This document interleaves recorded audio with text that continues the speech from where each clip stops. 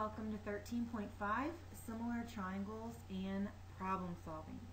This is all about applying all the new material you've learned in Chapter 13, and I think this is a great principle.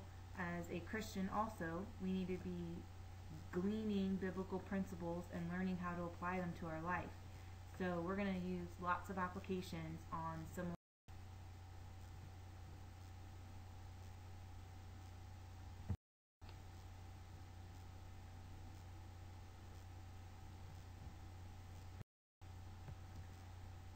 Okay, so really there's just jumping into examples right now. We're on page 560 in your text. We're going to spend a little bit of time on example 1. There is a second example that we will look at, but that is all this lesson is applying our similar triangle theorems. So the first example says, Janet stands in front of the Capitol in Washington, D.C. She wants to know the building's height above the street level but cannot measure it directly. How can she find the height of the building? Well, I didn't draw the picture exactly the way it is in the textbook.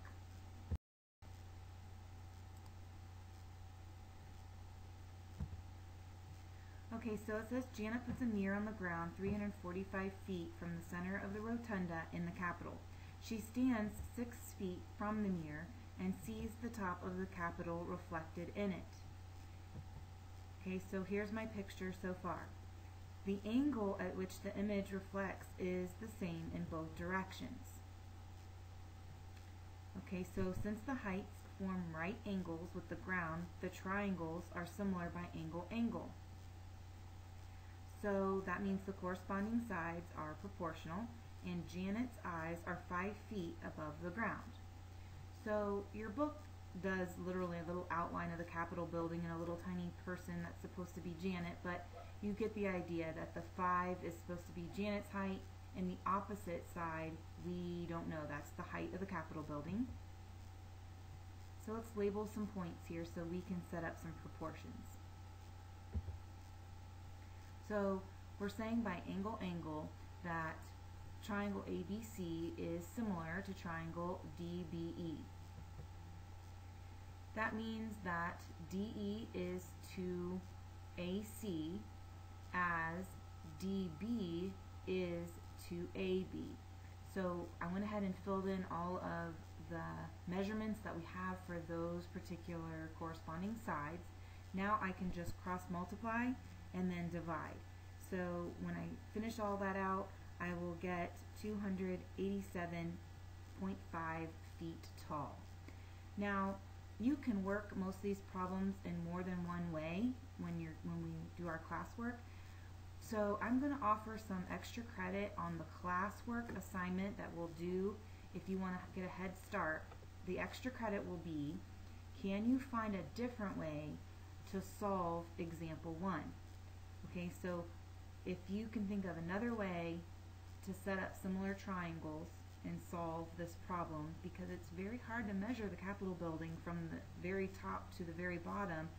You can't go through the center of the building. Okay, so the second example says a state park is building a boardwalk trail for visitors through a wetland. The plan calls for the trail to cross part of the pond as it winds through the surrounding marsh and bog. How long must the bridge be to cross the pond at the points indicated? So again, there's a picture on page 561. This is a pretty close picture of what it looks like in your textbook. So again, we have similar triangles. We have to avoid wading in the pond. So the rangers measure angles at D and E, and they make them congruent to angles B and A. So these are congruent by vertical angles, which goes back in time a bit, but DE and AB lines are parallel.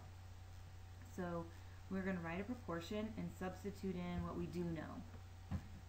So that means AB is to ED as BC is to DC.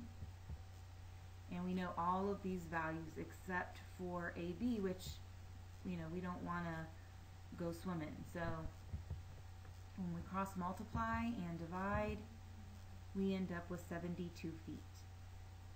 Okay, most of these problems are going to be like that. I actually think we're all ready for the whisk. Now the first practice problem I gave you, I did set up a picture for you, but I did not do it for the rest. Don't forget to email me and check your answers.